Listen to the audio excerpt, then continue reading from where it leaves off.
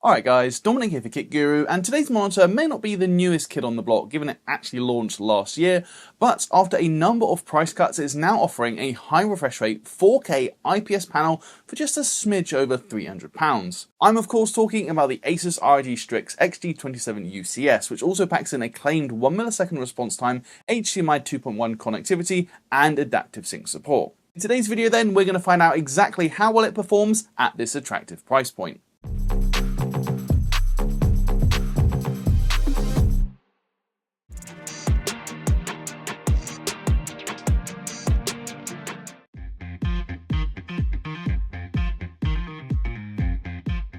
Just to set the scene for this video then, after my review of the ASUS U27G4R, I was noticing quite a lot of positive feedback, given that screen packs in an IPS panel with 4K resolution and 160Hz refresh rate for less than £300, so I wanted to take a look at another similar monitor and see how it stacks up. Now, the XG27UCS isn't quite so cheap at around £319, but offering the same core specs and potentially some extra polish we might associate with the ROG brand. Could this screen come away a winner? Well, we're going to dive into the review and find out. Starting things off with the design then, as we'd expect from an ASUS ROG product, there's the usual gamer flair in the form of the large ROG logo and some PCB inspired accents on the rear of the monitor. I think it looks quite good personally, while the front is home to a three-sided frameless design with a bottom chin that measures approximately 18mm thick. Now, it is made from plastic, as we would expect at this price point, but it doesn't feel overly cheap, and I actually like the fact it's a clean kind of mid to dark grey colour rather than the usual matte black. ASUS has also opted for a square foot rather than a large V-shaped foot, which I always like to see. The included stand also offers the full array of ergonomic adjustments, including up to 120mm of height adjust. You get 45 degrees of swivel, both left and right, tilt from 5 degrees downwards to 20 degrees upwards, alongside 90-degree pivot functionality if you want to use the monitor vertically. On top of that, VESA 100x100 mounts are also supported. I/O, however, is definitely one of the areas that ASUS has had to cut back to meet this aggressive price point, given we find just one HDMI 2.1 port, one DisplayPort 1.4, a USB-C port that does support DP mode, and 15 watts of power delivery, and then a headphone jack, and that is it. That does mean just two full-size video inputs, though it is at least good to see HDMI 2.1 for anyone gaming on a console. Plus, there's a complete lack of USB pass-through ports, let alone KVM functionality, and that USB-C port as well, only topping out at 15 watts, is definitely on the low side by modern standards. We do, however, find a joystick to navigate the OSD, and there's also 4 buttons, one for power, a couple of shortcut options, and one is the kind of close OSD button. Speaking of the OSD itself, however, it is every bit as comprehensive and well laid out as we'd expect from an ASUS ROG monitor.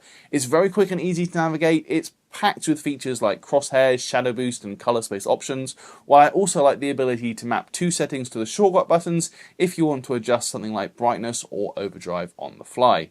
ASUS does also provide its display widget center software if you want to control the same sort of functionality but from software form on your desktop. Unfortunately, it doesn't seem like this monitor supports firmware upgrades, but it is a good inclusion if you like this sort of thing. If you're looking for a new chair, then definitely go and check out boolies.co.uk. They offer a whole host of gaming and office chairs that come in a variety of different finishes and different colours. That is really it for the design of the monitor though, and now we're going to move on to talk about testing. For this we use Portrait Display's Calman Ultimate software, and that's paired with the X-Rite i1 Display Pro Plus colorimeter. If we start things off with brightness then, the minimum of 53.6 nits is fine, while the maximum comes in at just below 450 nits, so that's already about 50 nits brighter than ASUS U27G4R. However, black levels are definitely not the best, resulting in contrast of around 860 to 1. Even by IPS standards, that is quite low, given modern IPS screens will be hitting at least 1000 to 1 and more like 1200 to 1 nowadays.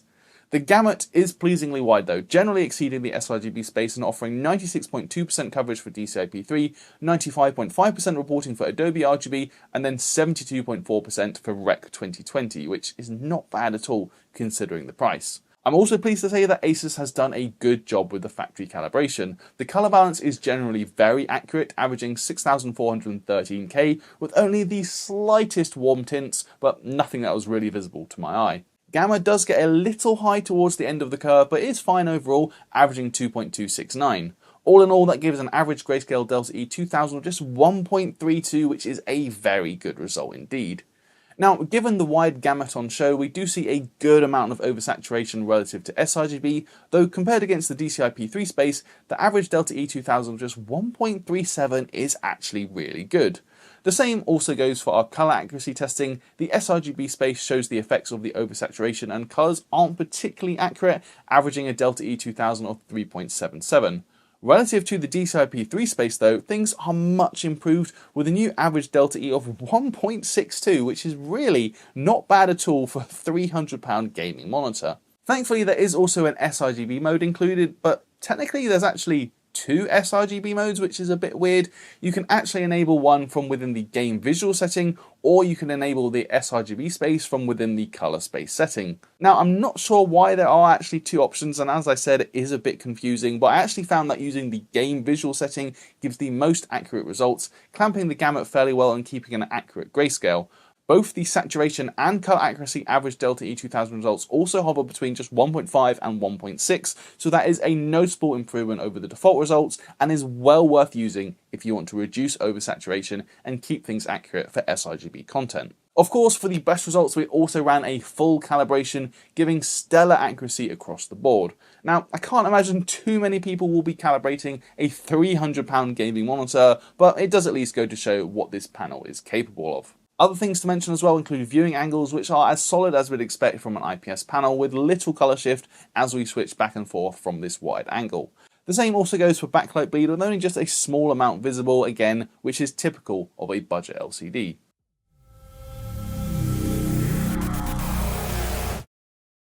Enough of all that colour stuff though, it's now time to move on to our gaming and response time tests. Here we use the open source response time tool, and the first thing you need to know is that ASUS is actually implementing user configurable overdrive. So that means instead of having to choose between 3 or 4 predefined presets like kind of low, medium, high, that sort of thing, ASUS is actually giving you a slider that ranges from 0 all the way up to 20, so you can basically customize this to your heart's content. If we start our testing at 160Hz with overdrive set to 0, so it's effectively off, panel response times are expectedly slow, averaging 8.04 milliseconds.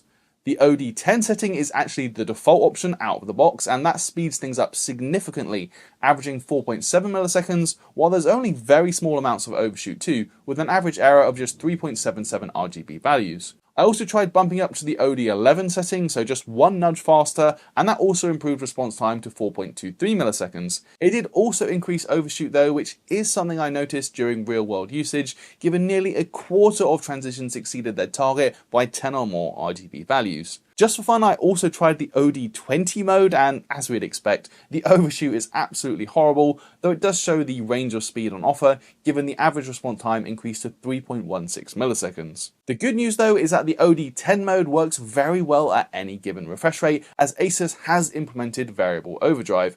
It does slow down slightly at both 100Hz and then at 60Hz, but that's no problem given the refresh window also lengthens at the lower refresh rates. The key thing though is that overshoot does not get worse as the refresh rate drops, which we typically see when variable overdrive has not been implemented. Instead, as we can see, it is consistent at any refresh rate tested. Next, we're using Blurbuster's UFO ghosting test for a visual representation of the overdrive modes. I personally think that OD10 does strike the best balance, cleaning up some of the ghosting compared to overdrive off, but without much, if any, visible overshoot.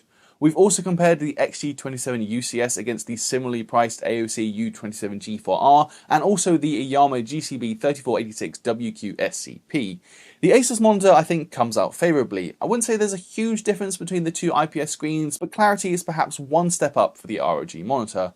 We can also see the lack of any black level smearing, which is definitely a problem for cheaper VA panels like the Iyama. Now, ASUS has one final trick up its sleeve, and that is ELMB sync, or backlight strobing. The good news is that this does work with adaptive sync enabled, and it does improve motion clarity significantly. There's just a little bit of signal crosstalk resulting in a slight double image, but it is still a noticeable improvement. Unfortunately though, this mode caps brightness at just 30 nits, which is honestly staggeringly low, and that means I'm genuinely not sure how useful this mode actually is, considering how dim the monitor gets. Thankfully, there is good news when looking at latency though, given it averages just 3.09 milliseconds at 160Hz, or just less than half a frame of lag at the refresh rate, so nothing at all to worry about. As for what all of that testing means then for the real world gaming experience, I have to say it really is very good for an LCD at this price point. Obviously, driving 4K resolution at up to 160Hz is no mean feat, so you will need a decent GPU, though with DLSS or FSR and frame generation now readily available, it's certainly not as hard as it used to be. As we've touched on as well, adaptive sync is supported, be it FreeSync or G-Sync, so that keeps things smooth when the frame rate does drop. While that, in tandem with the variable overdrive I mentioned, also helps to avoid overshoot at lower refresh rates, giving this screen a definite edge over the competition. You also get a pin-sharp experience thanks to the pixel density from 4K resolution over 27 inches, and that, coupled with the overall strong motion clarity on offer, makes this a fairly versatile monitor, I'd say. It's obviously not going to be for esports professionals, but casual gamers like me will still have a lot of fun with FPS titles given the 160Hz refresh, or you can kick back with something slower paced and benefit from the wide and punchy gamut. The contrast isn't great, as we said, so the image would benefit from greater depth in that sense, but I think if you're already coming from a TN or IPS panel, it probably won't be too noticeable, but if you are currently using something like a VA panel, it would definitely be a step down, so keep that in mind. ASUS has also incorporated a bunch of gamer-centric features too, like crosshairs, shadow boost, various game visual presets for different genres of games, and you can also use regular ELMB just without the adaptive sync support if you want to tinker with the backlight strobing. That brings us on to the end of the review then, and I have to say it has been a very interesting few weeks testing some more affordable gaming monitors. Sure, we all love to see what the latest and greatest OLED screens can do as their refresh rates are pushing higher and higher, but most of those screens cost the best part of $1,000, if not more, so safe to say they're not going to be a realistic purchase for many end users. Not so the ASUS ROG Strix XG27UCS. As mentioned, it's not the newest screen on the market, but having dropped in price just £319 over the last few weeks, we thought it was well worth looking at. And as it turns out, we were correct, as this is a very capable screen that delivers a lot of performance for the money.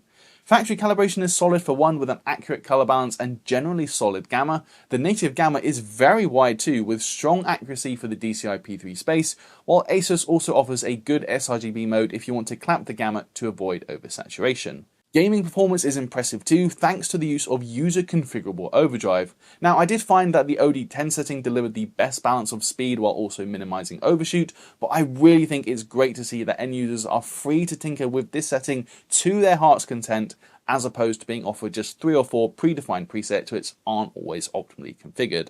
Latency is also nice and low, while motion clarity is as good as you'd expect at 4K 160Hz. It's definitely not a perfect monitor though, with contrast being low even by IPS standards, given we measured it around 860:1. There's also a complete lack of USB ports, which may not be an issue for some, but for others could be a deal breaker.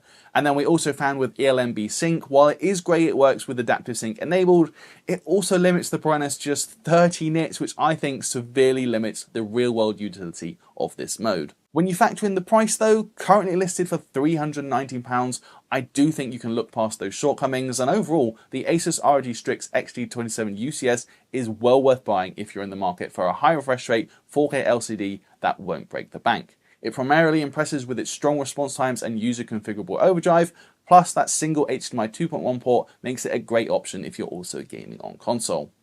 Anyway guys, that is going to do it for this review. If you liked it, please do toss me a thumbs up, and as always, let me know your thoughts down in the comments below. Please do subscribe if you haven't already, and be sure to ding that notification bell so you don't miss when we upload a new video. If you want to carry on the conversation as well, you can find a link to our Discord server down in the description, and where there you'll also find links to both our merch store and our Patreon if you want to help us out that way. That's it for this one though guys, I'm Dominic for Kit Guru, and I'll see you in the next video.